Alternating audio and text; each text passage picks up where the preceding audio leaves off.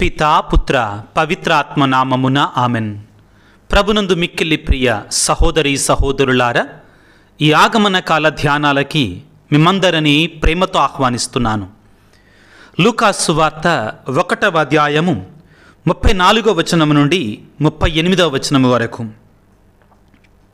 అంతట మరియమ్మ, నేను పురుషుని ఎరుగను కదా, ఇది ఎట్లు జరుగును అని దూతను ప్రశ్నించను. అందుకు ఆ దూత ఇట్లనెను, పవిత్రాత్మ నీపై వేంచేయును, సర్వోన్నతుని శక్తి నిన్ను ఆవరించును. అందుచేత ఆ పవిత్ర శిశువు దేవుని కుమారుడని పిలువబడును. నీ చుట్టమగు ఎలిజబెత్తమ్మను చూడుము, ఆమెకు వయసు మళ్ళినది కదా. గొడ్రాలైన ఆమె గర్భము ధరించి ఇది 6వ మాసము. ఏలయన దేవునికి అసాధ్యమైనది ఏదీనూ లేదు. అంతట మరియమ్మ, ఇదిగో నేను ప్రభువు దాసురాలను, నీ మాట చొప్పున నాకు జరుగునుగాక అనెను. అంతటా ఆ దూత వెళ్ళిపోయాను. క్రీస్తునాథుని యందు మిక్కిలి ప్రియ సహోదరి సహోదరులారా, మరొక 4 దినాలలో మనం క్రిస్మస్ పండగ చేసుకోబోతూ ఉన్నాం. ఇమ్మానుయేలుగా దేవుడే మన మధ్యలో జన్మించబోయేటువంటి ఆ పండగలకే పండగైనటువంటి క్రీస్తు జయంతి పండగని మనం ఆత్మీయంగా ఘనంగా కొనియాడుకోబోతున్నాం. ఈ క్రిస్మస్ పండగకి సిద్ధపడే 9 దినాలలో మనందరము కూడా ఉన్నాం. పండగకి చాలా చేరువవుతున్నాం. ముఖ్యంగా క్రీస్తు జననానికి ముందు ఏమి జరిగింది అనేటువంటి సత్యాలను మనం బైబిల్ గ్రంథం నుంచి ఈ క్రిస్మస్ నవదిన పూజ ప్రార్థనలను మనం ఎక్కువగా ధ్యానం చేస్తాం. ఈ రోజున ప్రత్యేకమైన రీతిలో మరియ తల్లికి మంగళవార్తను గురించి ధ్యానం చేస్తున్నాం.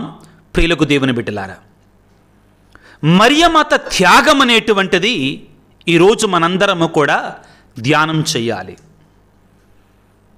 ఒక క్రైస్తవ కథోలిక కుటుంబంలో ఉన్నటువంటి ఒక తండ్రి తన కుమారునితో ఆగమన కాల ప్రారంభములో ఈ విధంగా మాట్లాడటం ప్రారంభించాడు.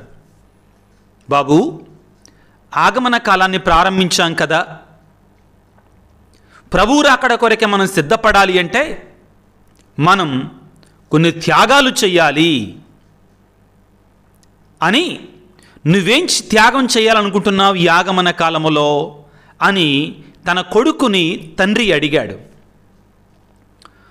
కుమారుడు 8 సంవత్సరాల వయసు ఉంది కాబట్టి సరిగా అర్థం కాక, డాడీ ఏం త్యాగం చేస్తే బాగుంటుంది నేను అని అడిగాడు. ఉదాహరణకి చాక్లెట్లు, లేక నీకు ఇష్టమని ఏదైనా కానీ ప్రభువు కోసం త్యాగం చెయ్యి అని అన్నాడు. అప్పుడు కుమారుడు తెలియక, డాడీ మరి మీరేం చేస్తున్నారు? మంచితనంగానే, మంచి హృదయంతో, నేను ఈ ఆగమన కాలంలో నాకున్నటువంటి అలవాటు ఆల్కహాల్, మందు తాగటం, దానిని ఆపివేస్తున్నాను ప్రభువు కోసం అని చెప్పాడు. ఆపివేశాను ప్రభువు కోసం అని చెప్పాడు. అప్పుడు ఆ కుమారుడు అన్నాడు, ఆపివేశానంటున్నావు నానా, కానీ నిన్నటి రాత్రి నువ్వేదో తాగావు కదా, అదేంటిది అని అన్నాడు. అది లైట్ వైను అన్నాడు. అది సింపుల్ వైనే అన్నాడు.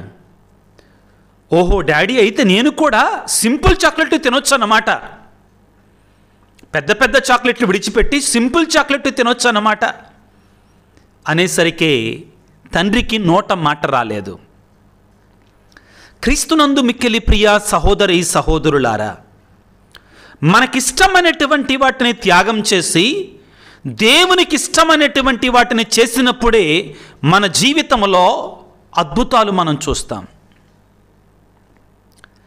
ఆ దేవుని యొక్క చిత్తాన్ని నెరవేర్చేటప్పుడు కొన్ని చేస్తాను, కొన్ని చెయ్యను, కొంతవరకు చేస్తాను, కొంతవరకు చెయ్యనని పరిధులు మనం పెట్టుకుంటే ప్రతిఫలాన్ని మనం పొందలేమండి. ఆ తండ్రి నేను ఆల్కహాల్ మందు తాగటం ఆపుతున్నాను అని చెప్పి కొంచెం వైన్ తాగుతా, అది పెద్ద మందేమీ కాదుగా అంటున్నాడు. పిల్లవాడు కూడా ఏమన్నాడు? ఆవు చేలో మేస్తే దూడ గట్టును మేస్తుందండి. ప్రియులారా, ఈ రోజున మనం మరియ తల్లికి మంగళవార్త ఈ యొక్క వాక్యాన్ని ధ్యానం చేస్తుండగా, ఈ క్రిస్మస్ పండుగకి 5 రోజుల ముందుగా మనకి మరియ తల్లి నేర్పించే సందేశం ఏమిటి అంటే, దేవుడు మన జీవితంలో అద్భుతము చేయాలి అంటే మనం పరిపూర్ణంగా దేవునికి చిత్తానికి విధేయతను చూపించాలి. మనకిష్టమైనటువంటివి మన చిత్తానుసారముగా ఉన్నాయి అనుకున్నటువంటి వాటిని మనం త్యాగం చేయాలి పరిపూర్ణంగా, కొంచెం కొంచెంగా కాదండి. ఎప్పుడైతే మనం పరిపూర్ణంగా త్యాగం చేయడానికి సిద్ధపడతామో అప్పుడు దేవుడు మన జీవితంలో గొప్ప అద్భుతాలు చేస్తాడు. ఈనాడు దేవుని యొక్క దూత మరియ తల్లి దగ్గరికి వచ్చి వాక్యాన్ని మనం చదువుకుంటే ప్రియులారా, లూకాసు సువార్త 1వ అధ్యాయము 26-27 వచనాలలో, తదుపరి 6వ మాసమున దేవుడు గబ్రియేలు దూతను గలిలయ సమయంలో నజరేతు నగరమునకు పంపెను. ఆ దేవదూత దావీదు వంశస్థుడగు యోసేపునకు వివాహము చేయబడిన కన్య యొద్దకు పంపబడెను. మనం మూల భాషలోనికి వెళితే వివాహం చేయబడిన అనేటి పదం ఉండదు, నిశ్చితార్థం చేయబడినటువంటి పదం ఉంటుందండి. మరియ తల్లి యోసేపు గారికి నిశ్చయం చేయబడింది. ఆమె పేరు మరియమ్మ. నిశ్చితార్థం అయిపోయింది, పరిపూర్ణంగా వివాహం కాలేదు. ఒక యువతిగా, ఒక కన్యగా తనకు కూడా ఎన్నో కలలు ఉంటాయి. పెళ్లి చేసుకోవాలి, మంచి భర్త రావాలి, పిల్లలు కనాలి, కుటుంబాన్ని ఏర్పాటు చేసుకోవాలి, ఆనందంగా ఉండాలి, అందరిలాగా ఉండాలి అనేటి కలలు ఉంటాయి, కోరికలు ఉంటాయి, ఆశలు ఉంటాయి. కానీ ఎప్పుడైతే దేవుని యొక్క దూత ప్రియులారా మరియ తల్లి దగ్గరకు వచ్చి, అలా కాదమ్మా ఇలాగా వెళ్ళాలి, నీ చిత్తం కాదు దేవుని చిత్తం అని చెప్పినప్పుడు మరియమాత ప్రియులారా తెలియని వాటి గురించి ప్రశ్నించింది. ఏమిటి? ఈ ప్రభు రాకడ సమయంలో ప్రియులారా మనం చాలా ప్రశ్నలు వింటామండి. వాటిల్లో మరియ తల్లి వేసిన ప్రశ్న చాలా గొప్పదండి, చాలా గొప్పదండి. ఏమిటి అంటే, లూకాసు సువార్త 1వ అధ్యాయం 34వ వచనములో, అంతట మరియమ్మ, నేను పురుషుని ఎరుగను కదా, ఇది ఎట్లు జరుగును? మరియ తల్లి అడిగిన ప్రశ్నలో ధర్మం ఉంది, మరియ తల్లి అడిగిన ప్రశ్నలో అర్థం ఉంది. కారణం ఏమిటి అంటే, సృష్టి క్రమం ప్రకారం ఒక స్త్రీ పురుషుడు కలిస్తేనే బిడ్డడు జన్మిస్తాడు. పురుషుడు లేకుండా స్త్రీ బిడ్డకు జన్మనివ్వలేదు. కానీ నిన్నటి రోజున మనం ధ్యానం చేస్తాం. ఏమిటి? బాప్తిస్మ యోహాను గారి తండ్రి దగ్గరికి గబ్రియేలు దూత వచ్చి, అయ్యా నీవు నీ భార్య ద్వారా కుమారుని పొందుకోబోతున్నావు అన్నప్పుడు జకరియా సందేహించాడు. అది ఎలాగా అన్నాడు. అది తప్పు. ఎందుకని తప్పు అని మీరు అడుగుతారా? ఒక యాజకుడిగా, దేవుని సన్నిధిలో కైంకర్యం చేసేటువంటి ఒక యాజకుడిగా జకరియాకు తెలిసి ఉండాలి. ఏమిటి? అబ్రహాము వృద్ధాప్యములో కుమారుని పొందుకున్నాడు అని. హన్నా సమూయేలు గ్రంథంలో పిల్లలు లేనకుండా గొడ్రాలై ఉన్నప్పుడు కూడా దేవుని ప్రార్థన చేసి అద్భుత రీతిగా కుమారుని పొందుకుంది అని అతడు చదివి ఉండాల్సింది. దేవునికి సాధ్యమే. ఏవి? వృద్ధాప్యంలో కూడా పిల్లలు పొందటం, గొడ్రాలుగా ఉండి కూడా పిల్లలు పొందటం సాధ్యమే. కానీ సృష్టి ఆరంభం నుండి మరియ తల్లి వరకు కూడా, ఆ మరియ తల్లి తర్వాత కూడా, మరియ తల్లి కాలములో కూడా, మరియ తల్లి ముందుకు కానీ, మరియ తల్లి సమయంలో కానీ, మరియ తల్లి తర్వాత కానీ, మరియ తల్లి తప్ప ఏ స్త్రీ కూడా పురుషుని ప్రమేయం లేకుండా గర్భము దాల్చలేదు. కాబట్టి మరియ తల్లి ఒక ధర్మబద్ధమైనటువంటి ప్రశ్న వేస్తుంది. నేను పురుషుని ఎరుగను కదా, ఇది ఎట్లు జరుగును? ఇది ఎలా సాధ్యం? ఇది అసలు సాధ్యం కాదే. ఎలాగ సాధ్యం అన్నప్పుడు దేవుని దూత వివరిస్తున్నాడు. పవిత్రాత్మ నీపై వేయించేయును, సర్వోన్నతుని శక్తి నిన్ను ఆవరించును, అందుచేత పవిత్ర శిశువు దేవుని కుమారుడని పిలువబడును. ఆ తరువాత ఎలిజబెత్ అమ్మను ఉదాహరణగా చూపిస్తున్నారు. చివరికి ప్రియులారా 37వ వచనం ఈనాటి వాక్యానికి అత్యంత ప్రధానమైనటువంటిది. ఏలయన దేవునికి అసాధ్యమైనది ఏదీ కూడా లేదు. ప్రియులారా, ఈ మాట చాలా ముఖ్యమైనటువంటిది. ఇది ఎలాగా సాధ్యం అంటే, ఇది అసలు ఎలాగా సాధ్యమవుతుందని మరియ తల్లి ప్రశ్నిస్తే దేవుని యొక్క దూత అంటుంది, దేవునికి అసాధ్యమైనదే లేదు అని అంటున్నాడు. ప్రియ సహోదరుడా, సహోదరి, నీ జీవితంలో నీవు నాకు ఇది జరగటం లేదు, ఇది సాధ్యం కావటం లేదు, ఇది ఇక అసాధ్యము, నా జీవితంలో జరగదు అనుకుంటున్నావా? ఈనాడు గబ్రియలు దూత నీతో పలుకుతున్నాడు. ఏమని అంటే, బిడా, దేవునికి అసాధ్యమైనది ఏదీ కూడా లేదో. ఎప్పుడైతే గబ్రియలు దూత దేవునికి అసాధ్యమైనది ఏదీ లేదు అని చెప్పాడో వెంటనే మరియ తల్లి సమాధానాన్ని ఇచ్చేస్తుందండి. ఇంకా తన చిత్తాన్ని తెలియజేస్తుందండి. వెంటనే అంతట మరియమ్మ, ఇదిగో నేను ప్రభువు దాసురాలను, నీ మాట చొప్పున నాకు జరుగునుగాక. తన చిత్తాన్ని మరిచిపోయింది. తన ఆశలు, తన కోరికలు, తన తలంపులు అన్నిటినీ కూడా పక్కన పెట్టేసింది. దేవుని యొక్క చిత్తమే ప్రధానం అన్నమాటగా. దేవుని యొక్క చిత్తం మాత్రమే ప్రధానం. ప్రియులారా, ఈనాడు మనందరము కూడా దేవుడు మనకి ఆశీర్వాదాలు ఇవ్వాలి, దీవెనలు ఇవ్వాలి, కృపలు ఇవ్వాలి, నాకు లేనటువంటి దాన్ని ఇవ్వాలి, ఆయన నాకు ఏదో ఒకటి చెయ్యాలి అని అంటున్నాం. కానీ మరి మనం మరియ తల్లిలాగా ఆ దేవుని యొక్క చిత్తానికి లోబడి జీవించటానికి మనం సిద్ధంగా ఉన్నామా? ఏ విధంగా జీవిస్తున్నా మనం ఆత్మ పరిశీలన చేసుకోవాలి. ఈనాడు సందేశం ప్రియులారా, నీవు నేను మన చిత్తాన్ని దేవుని పాదాల సన్నిధిలో ఉంచి, దేవా నీ చిత్తం నెరవేరునుగా కానీ చెప్పగలిగితే, మనం త్యాగం చేయటానికి సిద్ధంగా ఉండగలిగితే అప్పుడు దేవుడు అద్భుతాన్ని చేస్తాడు తప్పనిసరిగా మన జీవితంలో. మోకాళ్ళ మీద ఉండి అర్ధగంట ప్రార్థన చేయటానికి మనకి ఇష్టం ఉండదు.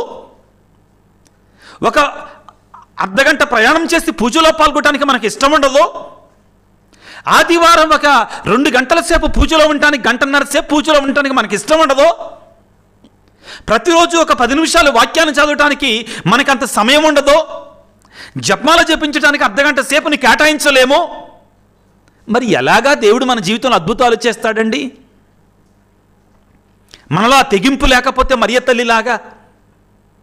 మరియ తల్లి దేవునికి తల్లి కాగలిగిందంటే దాని వెనుక ఎన్నో త్యాగాలు ఉన్నాయి. ఎన్నో త్యాగాలు ఉన్నాయి ప్రియులారా. ఈనాడు మరియ తల్లిని వేడుకుందాం. క్రిస్మస్ పండగ చెరువులో ఉండగా మరియమాత ప్రియులారా తన కోరికలను త్యాగం చేసింది, తన ఆలోచనలను త్యాగం చేసింది. ఒక కుటుంబం కావాలని, ఒక భర్త కావాలని, తనకు కూడా ఒక పిల్ల సొంతగా తన ఆలోచనల ప్రకారం అండి కావాలని ఎన్నో కోరికలు ఉంటాయి. వాటిని ప్రక్కన పెట్టి దేవుని కోరిక, దేవునికి చిత్తానికి తల వంచింది. ఈనాడు నువ్వేం త్యాగం చేయడానికి సిద్ధంగా ఉన్నావు? ఏమీ చేయకుండా గుడికి వెళ్ళటానికి కష్టపడటానికి, బైబిల్ చదవటానికి కష్టము, జపమాల జపించడానికి కష్టము, అన్నీ కష్టమే మనకి. కానీ దేవుడు మనకి అది సాధ్యం కాదు ప్రియులారా. నమ్మండి దీన్ని, అది సాధ్యం కాదు. మీకు ఇష్టం ఉన్నా లేకపోయినా కానీ కుండ బద్దలు కొట్టినట్టుగా చెప్తున్నాను. అయితే మీరు అడగవచ్చు నన్ను, మనం త్యాగాలు చేస్తేనే దేవుడిస్తాడా, మనం కష్టపడితేనే దేవుడిస్తాడా, దేవుడు ప్రేమమయుడిగా? నో. బైబిల్ని పరిశీలించి చూడండి మీరు ఎవరినైనా కానీ. మోషేని పరిశీలిస్తారా, అబ్రహామును పరిశీలిస్తారా, ఎవరినన్నా పరిశీలించండి పిల్లారా. ఇర్మియాను పరిశీలిస్తారా, లేకపోతే యెషయాను పరిశీలిస్తారా, హెజ్కేలును పరిశీలిస్తారా, ఎవరిని మనం నిన్న ధ్యానం చేసుకున్నటువంటి బాప్తిస్మ యోహాను గారిని పరిశీలిస్తారా? త్యాగాల పునాదుల మీద దేవుడు అద్భుతాలు నిర్మిస్తాడు. నీ నుండి చిన్నది అడగొచ్చు, పెద్దది అడగొచ్చు, కానీ దేవుని చిత్తానికి మనం సిద్ధంగా ఉండాలి, త్యాగం చేయటానికి. ప్రార్థన చేసుకుందాం. దేవా, నీ పరిశుద్ధాత్మను మా మీద కుమ్మరింపచేసి నీ శక్తిని మాకు ఇవ్వయ్యా, నీ కృపను మాకు దయచేయి తండ్రి అని ప్రార్థన చేసుకుందాం. ప్రియులకు దేవుని బిడ్డలారా, ఈ లోకములో ఏది సాధించాలన్నా కానీ శ్రమ ఉంటుంది, త్యాగం ఉంటుంది. పిల్లవాడు 10వ తరగతిలో మంచిగా పాస్ కావాలి అంటే కష్టపడి శ్రమించాలి, నిద్రలేని రాత్రులు గడపాలి, ఇష్టమైనటువంటి దానిని త్యాగం చేయాలి, నిద్రను త్యాగం చేయాలి, సినిమాలు త్యాగం చేయాలి, షికారులు త్యాగం చేయాలి, ఫ్రెండ్స్తో గడిపే సమయం కూడా కొన్నిసార్లు త్యాగం చేయాలి. ఒక రైతు పొలంలో పంటను పండించాలి అంటే సుఖంగా సోమరిపోతులాగా బ్రతికితే పంట పండదండి. ప్రభువుని వేడుకుందాం ఈ రోజున. దేవా, మాకు నేర్పించయ్యా, నీ అద్భుతమైన కార్యాలను వినడానికి, నేర్చుకోవడానికి, మీకోసం కొన్ని త్యాగాలన్నా చేసి అద్భుతాలు పొందుకోవటానికి మాకు కనువిప్పు కలిగించయ్యా. గుర్తుపెట్టుకుందాం ప్రియులకు దేవుని బిడ్డలారా, ఏమిటి అంటే దేవుడు మన నుండి కోరేది ఇంత గోరంత, కానీ దేవుడు మనం ఆయన కోసం గోరంత త్యాగం చేస్తే కొండంత ఇస్తానంటాడండి. మనం ఆయన కోసం గోరంత త్యాగం చేయడానికి సిద్ధంగా ఉంటే ఆయన మన మీద కొండంత వరాన్ని ఇస్తానంటాడు. చూడండి, ఎవరినైనా కానీ దేవుని నమ్మినటువంటి వాడు ఎవడైనా చెడిపోయాడా? సామెతల గ్రంథంలో రాయబడింది. దేవుడు మన నుండి గోరంత కోరతాడు, కొండంత ఇస్తాడు. పిల్లారా, తరతరాల వరకు ధన్యురాలుగా ఉంది మరియ తల్లి. తన యొక్క ఆశలను త్యాగం చేసుకొని దేవుని యొక్క చిత్తానికి ఆమెను కట్టుబడి ఉంది. కాబట్టి వేడుకుందాం పిల్లారా దేవుని, ప్రభు మాకు శక్తినివయ్యా, త్యాగం చేసే శక్తినివయ్యా. ఫాదర్ విజయరాజు ప్రతిరోజు కూడా వాక్యాన్ని యూట్యూబ్లో బోధించాలంటే కొంచెం త్యాగం ఉంది నాలో కూడా, పెద్ద గొప్ప త్యాగంగా. సంతోషం, ఇంతమంది బిడ్డలు దేవుని యొక్క వాక్యాన్ని ఆలకిస్తున్నారే అని. మనలో ఈ వాక్యాన్ని 10 మందికైనా మనం షేర్ చేయలేమా? ప్రశ్నించుకుందాం. ఒక చిన్న మెసేజ్ పెట్టలేమా? ప్రైజ్ ది లార్డ్, వాక్యానికి వందనాలు. మనం చిన్న చిన్న కార్యాలు కూడా చేయలేమండి. మనసు విప్పు అంటున్నానండి. ఈ రోజున ఏదో సినిమా వాళ్ళకైతే లైకుల మీద లైకులు కొడతాము. ఈ వీడియో బాగుంది, ఇది ఇంకొంచెం ముందుకు వెళితే ఇంకో 10 మంది వింటారు దేవుని యొక్క వాక్యాన్ని. అదొకటేనండి, దేవుని యొక్క వాక్యాన్ని వింటారు. ఎంతమంది లైక్ ఎక్కువ కొడితే అంతమందికి అది ముందుగా వెళుతుంది. ఇవన్నీ కూడా మనం చేసే చిన్న చిన్న త్యాగాలు ప్రియుల. దేవుని యొక్క ఆ పరిచర్యలో మనం భాగస్థులు కావటం ప్రియులారా. కాబట్టి ప్రియులకు దేవుని బిడ్డలారా, ప్రభువుని వేడుకుందాం. దేవా, నాకు నేర్పించయ్యా, త్యాగాన్ని నేర్పించు తండ్రి, నాకు అలవాటు చేయి తండ్రి. తద్వారా నీ నుండి అద్భుతాన్ని పొందుకునే కృపను దయచేయని తలలో వంచి ప్రార్థన చేసుకుందాం. సర్వశక్తిమంతుడా, సర్వోన్నతుడా, ప్రేమమయుడా, నీకు స్తోత్రాలు, వందనాలు.